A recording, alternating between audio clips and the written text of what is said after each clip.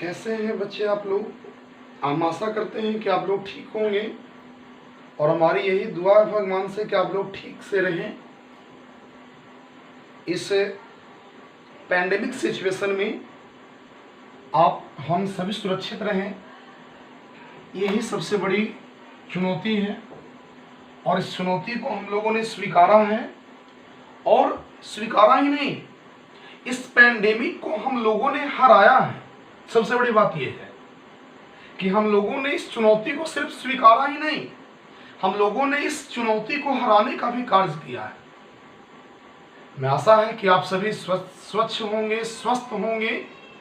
ठीक, स्वच्छ मैंने स्नान कर रहे होंगे प्रत्येक दिन अच्छे से आप लोग, और स्वस्थ का मतलब आप हेल्दी होंगे, क्योंकि आपका हेल्थ भी सही रहे तभी आप अच्छा स्टूडेंट बन सकते हैं।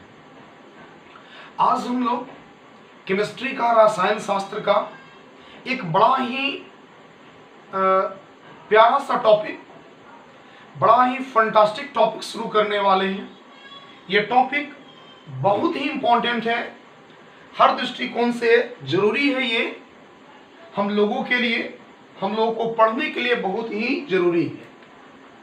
ये टॉपिक क्या है? तो टॉपिक का नाम है रासायनिक अभिक्रिया एवं समीकरण। रासायनिक अभिक्रियाएं, रासायनिक अभिक्रियाएं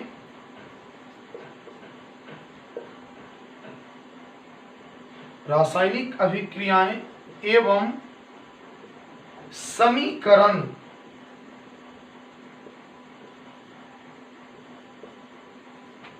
रासायनिक अभिक्रिया एवं समीकरण।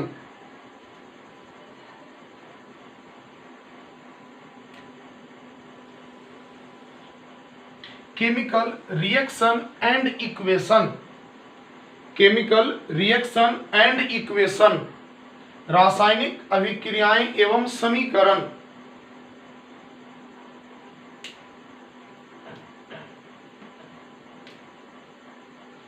रासायनिक अभिक्रियाएं एवं समीकरण। चलिए अब सबसे पहले हम लोग चर्चा करते हैं, इसके हेडिंग पर ही चर्चा कर लें कि आखिर हम किसको कहेंगे रासायनिक अभिक्रिया और किसको कहेंगे रासायनिक समीकरण। तो हम लोग यहां से सबसे पहले हम परिभाषा से ही शुरुआत करते हैं। हम डिफाइन करेंगे सबसे पहले परिभाषा को। क्या है इसकी परिभाषा? तो कहता है बाबू कि रासायनिक अभिक्रिया वैसी अभिक्रियाओं को कहते हैं, वैसी प्रक्रियाओं को कहते हैं। रासायनिक अभिक्रिया वैसी प्रक्रियाओं को कहते हैं जिसमें दो या दो से अधिक पदार्थ आपस में मिलकर, जिसमें दो या दो से अधिक पदार्थ आपस में मिलकर अथवा एक पदार्थ अकेले टूटकर। फिर से गौर कीजिएगा, परिभाषा पर गौर कीजिएगा और पीछे से रिपीट कीजिएगा, सुनते समय बोलिएगा। बाबू नहीं तोता नहीं तो एकदम ठीक ना बोलेगा, मांगर के मांगने रह जाएगा, इसलिए बोलल करो। ठीक, क्या बोलना है कि रासायनिक अभिक्रिया वैसी प्रक्रियाओं को कहते हैं। रासायनिक अभिक्रिया वैसी प्रक्रियाओं को कहते हैं जिसमें दो या दो से अधिक पदार्थ, जिसमें दो या दो से अधिक पदार्थ आपस में मिलकर अथवा एक पदार्थ अकेले टूटकर, चाहे दो पदार्थ आपस में मिलकर अथवा एक पदार्थ अकेले टूटकर भिन्न गुण वाले नए यौगिकों का, नए पदार्थों का निर्माण करते हैं। भिन्न गुण वाले माने प्रक्रिया के पहले और प्रक्रिया के बाद जो तत्व या यौगिक जो पदार्थ रहेगा उसका गुण कभी आपस में मिलना नहीं चाहिए, तब उसी को क्या कहते हैं? रासायनिक अभिक्रिया कहते हैं। क्या कहते हैं? रासायनिक अभिक्रिया। फिर से रिपीट करते हैं, किसको कहेंगे रासायनिक अभिक्रिया? तो जब दो या दो से अधिक पदार्थ आपस में मिलकर, जब दो या दो से अधिक पदार्थ आपस में मिलकर अथवा एक पदार्थ अकेले टूटकर अथवा एक पदार्थ अकेले टूटकर भिन्न गुण वाले, कैसे गुण वाले, भिन्न गुण वाले नए पदार्थों का निर्माण करते हैं, भिन्न गुण वाले नए पदार्थों का निर्माण करते हैं, उसी को हम लोग क्या कहते हैं बाबू, रासायनिक अभिक्रिया। उसी को क्या कहते हैं, रासायनिक अभिक्रिया। तो लिखवा देते हैं परिभाषा, लिखिए परिभाषा, परिभाषा लिखिए, देखिए जब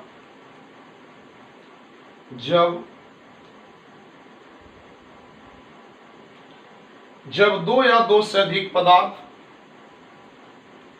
जब दो या दो से अधिक पदार्थ आपस में मिलकर, जब दो या दो से अधिक पदार्थ आपस में मिलकर, जब दो या दो से अधिक पदार्थ आपस में मिलकर, जब दो या दो से अधिक पदार्थ आपस में मिलकर, दो या दो से अधिक पदार्थ आपस में मिलकर, आपस में मिलकर अथवा एक पदार्थ अकेले, अथवा एक पदार्थ अकेले टूटकर, अथवा एक पदार्थ अकेले टूटकर, अथवा एक पदार्थ अकेले टूटकर, अथवा एक पदार्थ अकेले टूटकर, एक पदार्थ अकेले टूटकर भिन्न गुण वाले, एक पदार्थ अकेले टूटकर भिन्न गुण वाले, भिन्न गुण वाले नए पदार्थों का, भिन्न गुण वाले नए पदार्थों का,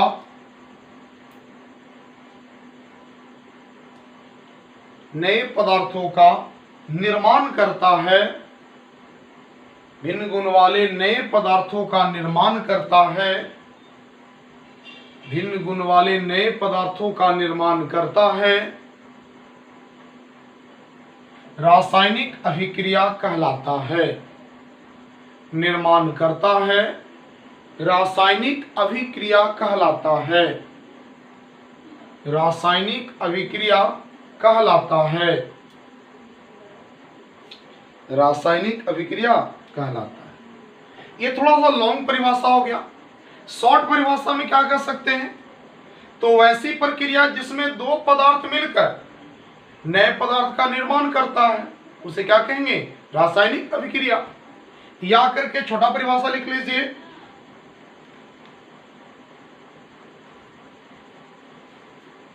रासायनिक, या करके लिखिएगा, या करके दूसरा परिभाषा शॉर्ट परिभाषा। अगर ऑनलाइन क्लास नहीं होता तो कम से कम 4 परिभाषा लिखवाते हैं, लेकिन यहाँ शॉर्ट ही लिखवा रहे 2 ही परिभाषा। देखिए वह प्रक्रिया जिसमें, वह प्रक्रिया जिसमें पदार्थ, वह प्रक्रिया जिसमें पदार्थ, वह प्रक्रिया जिसमें पदार्थ अभिक्रिया करके, अभिक्रिया करके, पदार्थ अभिक्रिया करके भिन्न गुण वाले पदार्थ अभिक्रिया करके, अभिक्रिया करके भिन्न गुण वाले नए पदार्थ, अभिक्रिया करके भिन्न गुण वाले नए पदार्थ, भिन्न गुण वाले नए पदार्थ बनाते हैं, भिन्न गुण वाले नए पदार्थ बनाते हैं,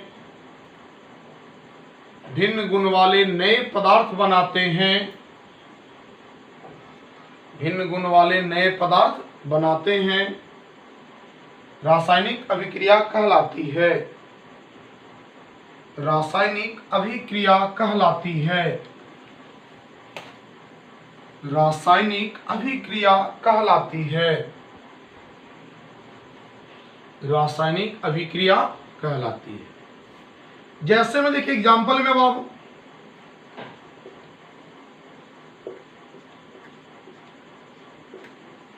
हाइड्रोजन है और यह हाइड्रोजन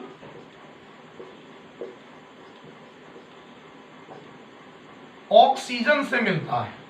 हाइड्रोजन है और हाइड्रोजन किससे मिलेगा? ऑक्सीजन से मिलेगा। तो ऑक्सीजन से मिलके क्या बना देता है? जल का निर्माण करता है। अब देखिए सर आप ऐसे काहे लिखे सर, ऐसे काहे नहीं लिखे H2+O2 और डैश देके H2O, ये क्यों नहीं लिखे सर? तो गौर कीजिएगा बाबू, अभी हम रासायनिक समीकरण अभिक्रिया पढ़ रहे हैं, समीकरण नहीं पढ़ रहे हैं। अभी हमको सिर्फ रासायनिक अभिक्रिया का ज्ञान है। तो जब रासायनिक अभिक्रिया आएगा तो हम ऐसा एग्जाम्पल करेंगे, और जब रासायनिक समीकरण आएगा तब ऐसा एग्जाम्पल करेंगे। तो हाइड्रोजन प्लस ऑक्सीजन मिलकर क्या बनाता है? जल बनाता है। और एग्जाम्पल कर सकते हैं बाबू, जैसे कैल्शियम कार्बोनेट, कैल्शियम कार्बोनेट है। अगर इस कैल्शियम कार्बोनेट को हम लोग गर्म कर दें, कैल्शियम कार्बोनेट को क्या करें, अगर हम गर्म करते हैं तो गर्म करने पर ये बनता है बाबू calcium oxide, calcium oxide plus carbon dioxide.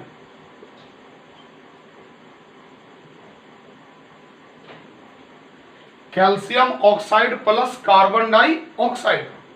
तो ये रासायनिक अभिक्रिया है। देखिए परिभाषा में बोले थे कि जब दो या दो से अधिक पदार्थ, देखिए एक दो पदार्थ वाले तत्व भी तो पदार्थ ही ना होता है। तो जब दो या दो से अधिक पदार्थ आपस में मिलकर, जब दो या दो से अधिक पदार्थ आपस में मिलकर अथवा एक पदार्थ अकेले टूटकर, अथवा एक पदार्थ अकेले टूटकर, देखिए टूट रहा है, टूटकर भिन्न गुण वाले नए पदार्थ का निर्माण। जैसे भी गुण का देखते हैं तो हाइड्रोजन गैस है, ऑक्सीजन भी गैस है, ये जल लिक्विड अवस्था में, अवस्था का अंतर हो बाबू।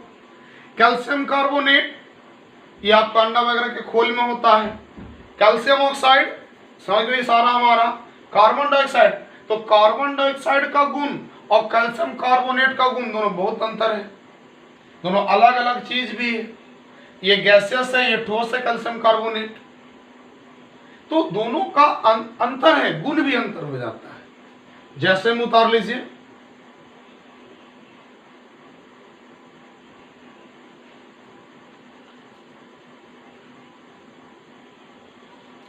जैसे में उतारिए, हाइड्रोजन प्लस ऑक्सीजन मिलके बना दिया जल। हाइड्रोजन प्लस ऑक्सीजन क्या बनाया मिलके? जल।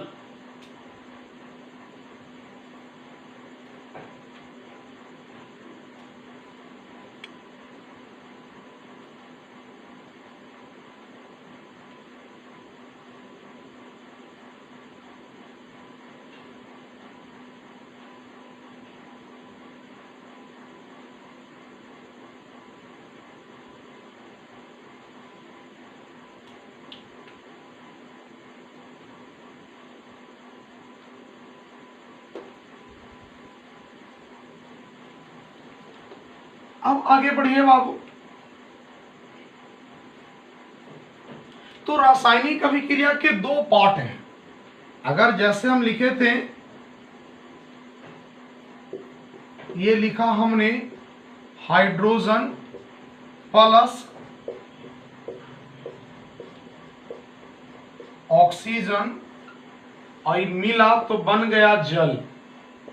तो इसके दो पार्ट हैं। प्रथम पार्ट का नाम है अभिकारक, अभिकारक, और इधर वाला पार्ट का नाम है प्रतिफल, प्रतिफल या इसी को उत्पाद भी कहते हैं। क्या है ये डिफाइन कर लेते हैं। तो अभिकारक किसको कहेंगे? रीएजेंट, सॉरी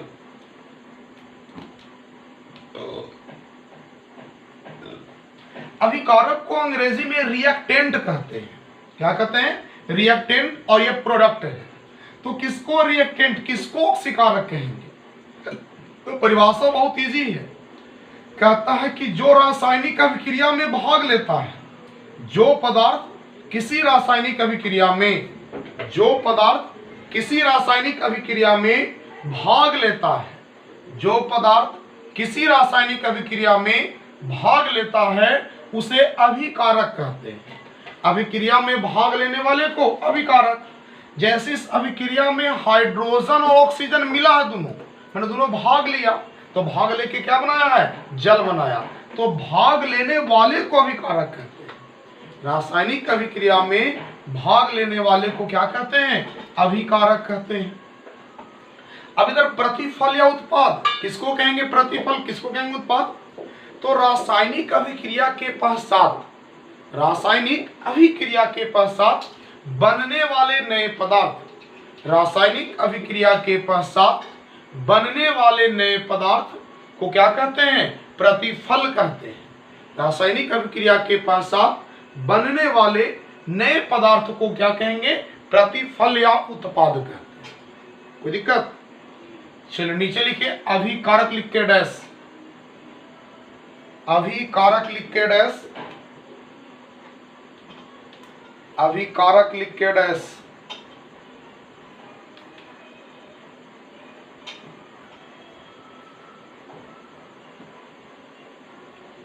लिखिए, रासायनिक अभिक्रिया में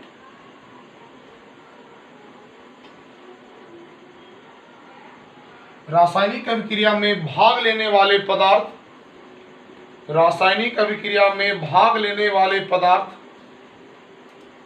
अभिकारक कहलाते हैं। रासायनिक अभिक्रिया में भाग लेने वाले पदार्थ, रासायनिक अभिक्रिया में भाग लेने वाले पदार्थ अभिकारक कहलाते हैं। रासायनिक अभिक्रिया में भाग लेने वाले पदार्थ अभिकारक कहलाते हैं। रासायनिक अभिक्रिया में भाग लेने वाले पदार्थ अभिकारक कहलाते हैं। या कर किसी का दूसरा परिभाषा कीजिए, अभिकारक का ही दूसरा परिभाषा कीजिए, अभिकारक का ही दूसरा परिभाषा लिखिए। जो पदार्थ रासायनिक अभिक्रिया में, जो पदार्थ रासायनिक अभिक्रिया में भाग लेकर, जो पदार्थ रासायनिक अभिक्रिया में भाग लेकर, जो पदार्थ रासायनिक अभिक्रिया में भाग लेकर, जो पदार्थ रासायनिक अभिक्रिया में भाग लेकर नए पदार्थ का निर्माण करता है, रासायनिक अभिक्रिया में भाग लेकर नए पदार्थ का निर्माण करता है, नए पदार्थ का निर्माण करता है, उसे अभिकारक कहते हैं, उसे अभिकारक कहते हैं। चलिए नीचे प्रतिफल लिख के डैश दीजिए, नीचे प्रतिफल लिख के डैश दीजिए।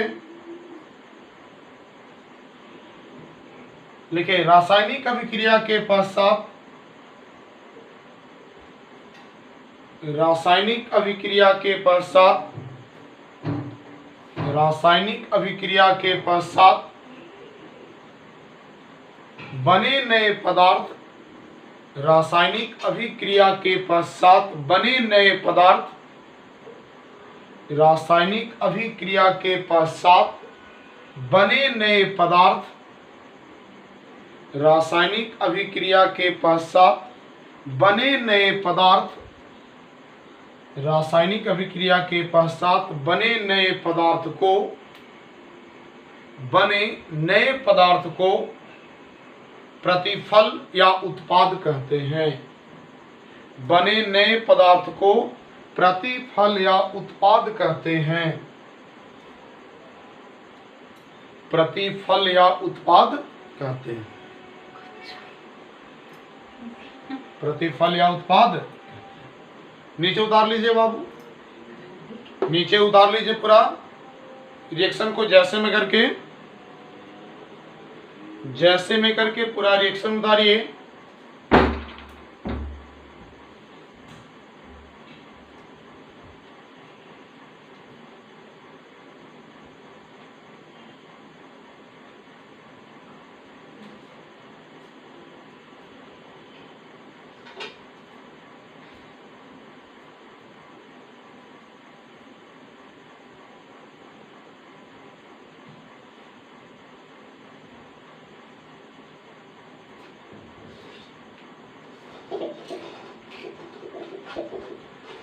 अगर ये ऑनलाइन क्लास नहीं होता तो कम से कम 4-4 परिभाषा सबका लिखवाया जाता, लेकिन क्या करें, हम 2 ही परिभाषा से काम चला ले रहे हैं।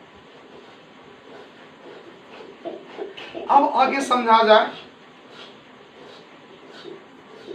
अगर कोई रासायनिक अभिक्रिया होती है, अगर कोई रासायनिक अभिक्रिया हुई, जैसे एग्जांपल ले लेते हैं, कोई भी रासायनिक अभिक्रिया हो रही है, जैसे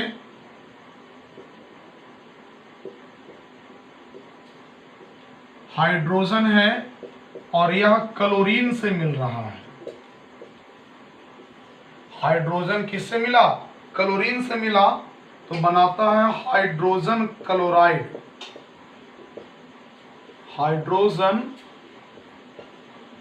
क्लोराइड बनाता है। तो कहता क्या है कि रासायनिक अभिक्रिया जब भी शुरू होती है तो सबसे पहले अभिकारक के अणु, सबसे पहले अभिकारक के अणु, तो अभिकारक में हाइड्रोजन क्लोरीन कुछ भी हो सकता है यहाँ पर, तो सबसे पहले जो अभिकारक होता है इसके अणु आपस में टूट जाते हैं, और जब टूटेगा अणु, जैसे क्लोरीन का अणु टूटेगा तो अणु से छोटा होता है परमाणु, तो बनाएगा परमाणु। हाइड्रोजन का अणु टूटेगा तो हाइड्रोजन का परमाणु बनाएगा।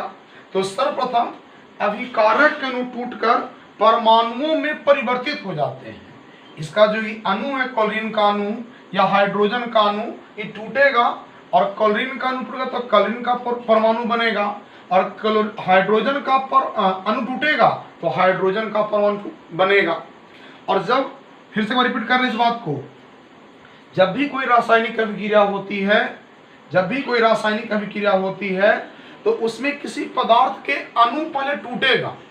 जैसे इसमें 2 अभिकारक में है, हाइड्रोजन और क्लोरीन, तो इन दोनों का अणु पहले टूटेगा, और जब ये अणु टूटेगा तो बनेगा परमाणु। तो जब क्लोरीन का अणु टूटेगा तो क्लोरीन का परमाणु बनेगा, और जब हाइड्रोजन का अणु टूटेगा तो हाइड्रोजन का परमाणु बनेगा। और जैसे परमाणु बनते हैं, ठीक, तो फिर परमाणु आपस में मिलेगा, फिर क्या मिलेगा? परमाणु आपस में मिलेगा, और परमाणु आपस में मिलके हाइड्रोजन क्लोराइड का निर्माण करता है। ठीक है लोग, अणु और परमाणु का परिभाषा याद होना चाहिए। याद है अणु का परिभाषा? क्या लिखे थे कि अणु किसी यौगिक का वह सुस्तम कण है, अणु किसी यौगिक का वह सुस्तम कण है जो स्वतंत्र अवस्था में रह सकता है परंतु रासायनिक अभिक्रिया में भाग नहीं लेता है। और परमाणु क्या पढ़े थे कि परमाणु किसी तत्व का वह सूक्ष्मतम कण है जो स्वतंत्र अवस्था में नहीं रह सकता है परंतु रासायनिक अभिक्रिया में भाग लेता है। तो ये अणु के फॉर्म में है, टूटेगा परमाणु बनेगा, फिर दोनों के परमाणु मिलके एक नया अणु का निर्माण करेगा, ये रासायनिक अभिक्रिया होती है। कहने का मतलब कि अगर हम किसी आदमी से 2 सामान लिए तो उस सामान को हम उस रूप में नहीं रखेंगे, उस सामान को तोड़ तोड़ के मिला देंगे और मिला के नया चीज बना देंगे। आप कबाड़े वाले को बेचते हैं प्लास्टिक बोतल शीशा, तो क्या करता है, जितना चुन छान के ले जाता है सब शीशा को गला देता है और गला के मिला देता है, मिला के नया शीशा बना देता है। ठीक, तो ये शीशा बड़ा फंटास्टिक चीज है। अच्छा, कभी गौर किए आप लोग? शीशा से याद एक बात याद आ गई, आप लोग देखते होंगे फिल्मों में हीरो एकदम मार डुक्का देता है ढां से, विलन उड़ के गया, जाके टकरा गया शीशा में, चकनाचूर हो गया। तो अगर आपको हम शीशा पर प्रहार कर दे तो नाक में सब छिला जाएगा, रगड़ा जाएगा, चेहरा बन जाएगा एकदम बदकिसा, सोच लीजिए। तो कैसे वो होता होगा वो चीज? तो बड़ा टेंशन वाली चीज है। तो वो शुगर चीनी का बना होता है, वो स्कॉच चीनी से बने अभिक्रिया होती है, पानी में घोल के लगभग 150 तक हीट करके केमिकल मिलाया जाता है, मिला करके तब उसको उस फॉर्म में लाया जाता है। मैंने डुप्लीकेट शीशा होता है, शीशा फूटता ओरिजिनली में, लेकिन उस शीशे में डुप्लीकेट रहता है जिसको टूटने से चोट उठ नहीं लगेगा। देखते होंगे पूरा मारा ऐसे हीरो और टेलीफोन बूथ तोड़ दिया उसी के माथा से, तामनी के माथा से टेलीफोन बूथ तोड़ देगा, पूरा शीशा लगा हुआ, तामनी कपार खुल जाएगा, लेकिन उसका कपार नहीं खुलेगा। क्यों? क्योंकि वो डुप्लीकेट शीशा होता है। लिखो पहले अणु का परिभाषा लिखो, नीचे स्टार मार के अणु लिखो, अणु का परिभाषा लिखो। देखिए अणु किसी यौगिक का, अणु का परिभाषा लिखिए। देखिए अणु किसी यौगिक का, अणु किसी यौगिक का वह सूक्ष्मतम कण है, अणु किसी यौगिक का वह सूक्ष्मतम कण है, अणु किसी यौगिक का वह सूक्ष्मतम कण है जो, अणु किसी यौगिक का वह सूक्ष्मतम कण है जो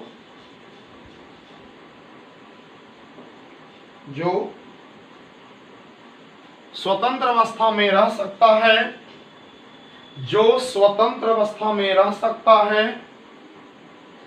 जो स्वतंत्र अवस्था में रह सकता है,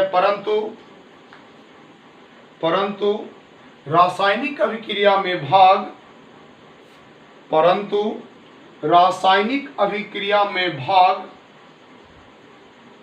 रासायनिक अभिक्रिया में भाग नहीं लेता है, परंतु रासायनिक अभिक्रिया में भाग नहीं लेता है, रासायनिक अभिक्रिया में भाग नहीं लेता है।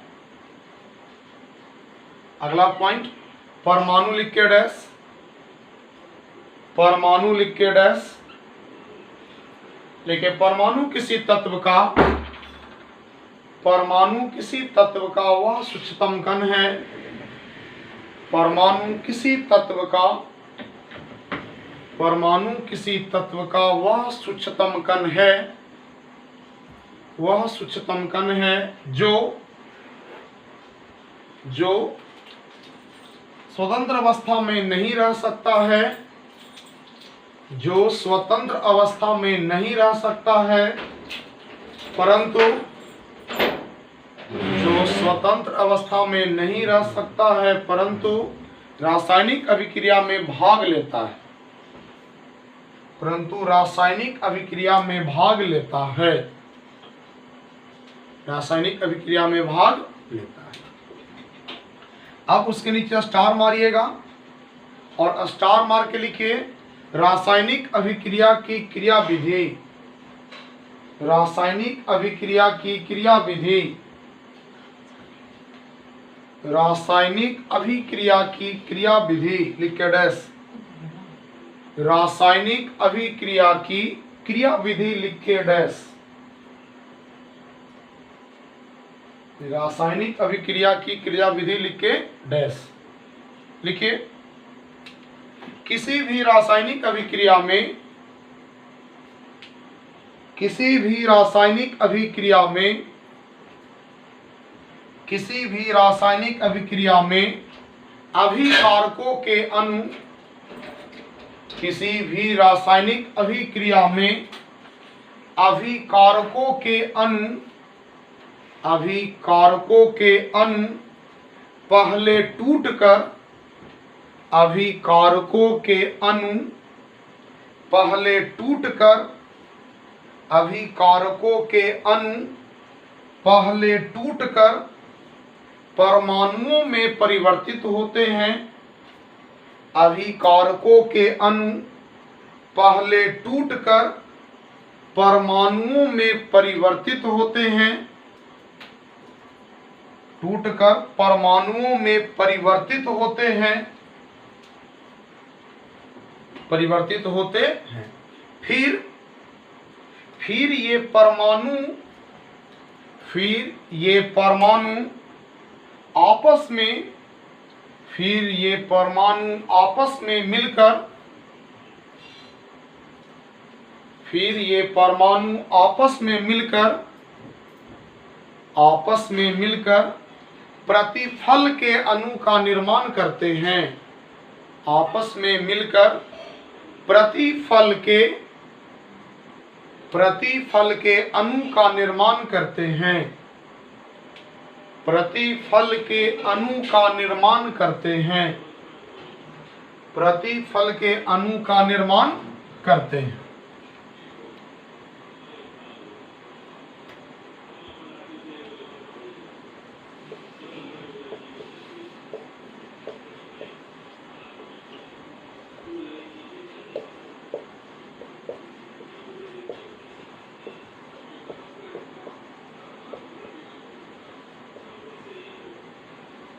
रासायनिक अभिक्रिया के लक्षण, रासायनिक अभिक्रिया के लक्षण, हेडिंग बनाइए।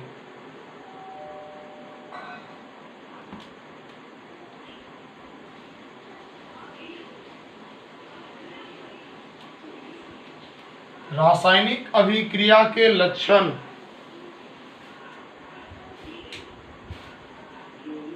रासायनिक अभिक्रिया के लक्षण। नीचे लिखे स्टार मार्क के, नीचे स्टार मार्क लिखे। रासायनिक अभिक्रिया के, रासायनिक अभिक्रिया के, रासायनिक अभिक्रिया के निम्नलिखित लक्षण हैं। रासायनिक अभिक्रिया के निम्नलिखित लक्षण हैं। रासायनिक अभिक्रिया के निम्नलिखित लक्षण हैं। निम्नलिखित लक्षण हैं। पहला पॉइंट फर्स्ट, गैस की उत्पत्ति। पॉइंट फर्स्ट, गैस की उत्पत्ति। गैस की उत्पत्ति। चलिए गौर कीजिएगा, कहता है कि अगर कोई रासायनिक अभिक्रिया होता तो उसकी पहचान है ये, उसका लक्षण मैंने उसका कैरेक्टरिस्टिक्स फीचर्स है ये, ठीक, उसकी विशेषता है ये। विशेषता में पहला कहता है गैस की बनता है। मैंने अगर कोई रासायनिक अभिक्रिया होगा तो उस अभिक्रिया में गैस का भी निर्माण हो सकता है। जैसे अगर हम जस्ता का टुकड़ा लें, जस्ता का टुकड़ा, टुकड़ा मैंने जिंक का dust, dust of zinc, dust of zinc, zinc का हम टुकड़ा लें और इस टुकड़ा में हम डाल दें HCl मीन्स हाइड्रोक्लोरिक अम्ल, हाइड्रोक्लोरिक अम्ल डालेंगे, HCl डाल दें। तो जब HCl डालेंगे तो अभिक्रिया होगा, ठीक, कैसे अभिक्रिया होगी? तो एकल विस्थापन अभिक्रिया, पढ़ाएंगे आगे क्या एकल विस्थापन अभिक्रिया। तो अभिक्रिया होगा और अभिक्रिया के बाद क्या होगा? तो अभिक्रिया के बाद बनेगा जिंक क्लोराइड। क्या बन जाएगा? जिंक क्लोराइड बनेगा और साथ में हाइड्रोजन गैस रिलीज होगा। अगर आप सामने रहते तो इसका हम प्रयोग करके दिखाते भी कि कैसे जिंक डस्ट से HCl डालते हैं जब जिंक डस्ट में, तो कैसे हाइड्रोजन गैस निकलता है। इसकी पहचान करते हैं हम लोग कि क्या हाइड्रोजन गैस निकल रहा वास्तविकता में कि नहीं, वो देखते तो पता चलता। जब भी हाइड्रोजन गैस की पहचान करने के लिए कहे, 3 गैस मुख्य रूप से तुम्हारे आसपास आता है। कौन कौन गैस? तो ऑक्सीजन, दूसरा है CO2 और तीसरा है H2। यही 2-3 गैस मुख्य रूप से आता है। तो अगर ऑक्सीजन की पहचान करने कहेगा तो बहुत इजी है, माचिस के तीली ले लेंगे बाबू, तीनों को पहचान सकते हैं माचिस के तीली से। अगर माचिस का तीली लें और ऑक्सीजन गैस के पास ले जाएं, माचिस के तीली को कहाँ ले जाएंगे? ऑक्सीजन गैस के पास, तो माचिस का तीली तेजी के साथ जलेगा। अगर माचिस के तीली को कहाँ ले जाएं? ऑक्सीजन गैस के पास ले जाएंगे तो ये तेजी के साथ जलेगा। अगर हम माचिस के तीली को CO2 गैस के पास ले जाएं, किसके पास? CO2 गैस के पास ले जाएं, तो क्या होगा? माचिस का तीली बुझ जाएगा, मिंज जाएगा, माने बुझ जाएगा बाबू। और अगर हाइड्रोजन गैस के पास ले जाएं तो पॉप का आवाज करता है। पॉप माने फट फट फट फट आवाज करता है ये, ठीक ना? तो ये आवाज करता है पॉप का। तो तीनों को पहचान सकते हैं। माचिस का तीली आसानी से मिल जाएगा, इसके पास जाएंगे तो खूब तेजी से जलेगा, इसके लेंगे तो बुझ ही जाएगा, और यहाँ जाएगा तो पॉप का आवाज माने हल्का पड़ाका, छोटा पड़ाका। ऐसा एगो हमने पुटपुटिया पड़ाका बंदूकिया में डाल देते हैं और तनिगो में ईटों पर ऐसा रगड़ के फोड़ देते थे। कैसा आवाज करता? वैसे ही हाइड्रोजन आवाज करता है। कोई दिक्कत? देखिए पॉइंट फर्स्ट, गैस की उत्पत्ति एग्जाम में नहीं आता है इस वक्त, इस वाली बस पॉइंट वाइज हम लिखवा दे रहे हैं। पॉइंट फर्स्ट, गैस की उत्पत्ति।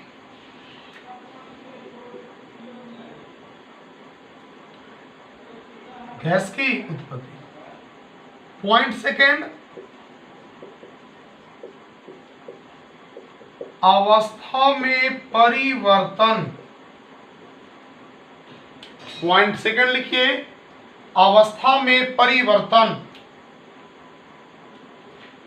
अवस्था में परिवर्तन। अवस्था में परिवर्तन।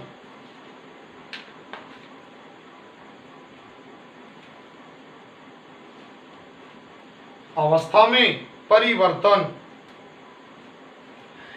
बहुत इजी, इसको भी समझ एग्जाम्पल। तो मोमबत्ती तो सब जलाए होंगे, कितना तो इसमें कैंडल लाइट डिनर में भी ले गया होगा। कैंडल लाइट डिनर अमीरों का भोजन करने का एक तरीका। हमारी गरीब महीना में ऐसो 10 दिन कैंडल लाइट डिनर कर लेते हैं, जगह इन्वाइटर नहीं है। अब जैसी थैया लेके खाला बैठे लेने गुल हो गया तो ललटेन या ढिबरी जलाते हैं। और अगर ललटेन और ढिबरी में मट्टी के तेल खत्म हो गया तब क्या करोगे? तब निकालते हैं मोमबत्तियाँ और जला कर रख देते हैं, तो उसी को कैंडल लाइट डिनर कहते हैं। लेकिन अमीर लोग क्या करते हैं, तो अमीर लोग बड़े बड़े होटल में जाते हैं, 2 star 3 star 4 star 5 star hotel. Star मतलब उतनी अच्छी क्वालिटी में जाएंगे। अब उतने अच्छे होटल में जाते हैं, एकदम first class room, tiles marble granite जो भी लगा हुआ एकदम चकाचक, टेबल गद्देदार कुर्सी टेबल लगी हुई है, और वहाँ बैठते हैं। एसी चल रहा है लेकिन लाइट एक को नहीं जल रहेगा, और उनके टेबल पर लंप नियत ऐसे वो गुलदस्ता या शीशा वाला रहेगा, और उसके अंदर रंगीन कलर का मोमबत्ती जलावेंगे, लाल पीर हरियर मोमबत्ती, और उस प्रकाश के रोशनी में खाएंगे, खाली चेहरा दिखता है दूसरे का। इसको कपल लोग जाते हैं, प्रेमी प्रेमिका लोग जाते हैं ऐसे डिनर करने के लिए, कैंडल लाइट डिनर जिसको कहते हैं। तो उसमें अवस्था का परिवर्तन नहीं होता, मोमबत्ती जलेगा तो ठोस अवस्था में रहता है। पहले वो द्रव अवस्था में पिघलता, देखिएगा बहुत से लेकर ऐसे किया होगा, छुआया होगा हथवा पर। तो पहले अवस्था में परिवर्तन, ठोस था, ठोस से द्रव बना, और द्रव से फिर गैस बनता है, तब न जला, वाष्प बनता है वाष्पिल अवस्था में। तो अवस्था का परिवर्तन होता है किसी भी चीज को। जब कोई भी रासायनिक अभिक्रिया होगा तो उसमें अवस्था का परिवर्तन होता है। ऐसा नहीं, इसके भी और गुण हैं, कुछ भी हो सकते हैं। पहला गैस की उत्पत्ति, दूसरा था अवस्था में परिवर्तन। तीसरा लिखिए, तापमान में परिवर्तन। तीसरा, तापमान में परिवर्तन।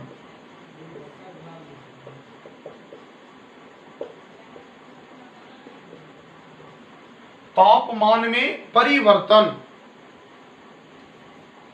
तापमान में परिवर्तन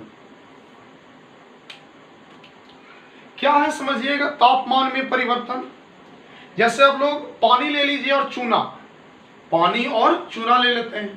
पानी एक पात्र में ले लीजिए, उसमें क्या डाल देते हैं, ऊपर से चूना डाल दीजिए। तो जब आप पानी में चूना जैसे ही डालिएगा तो चूना बिलबिला जाएगा एकदम।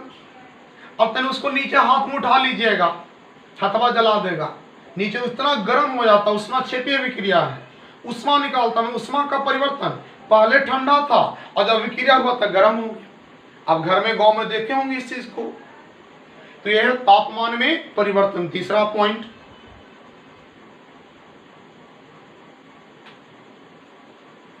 तापमान में परिवर्तन।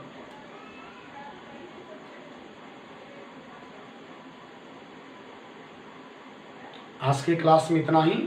जय हिंद, जय भारत।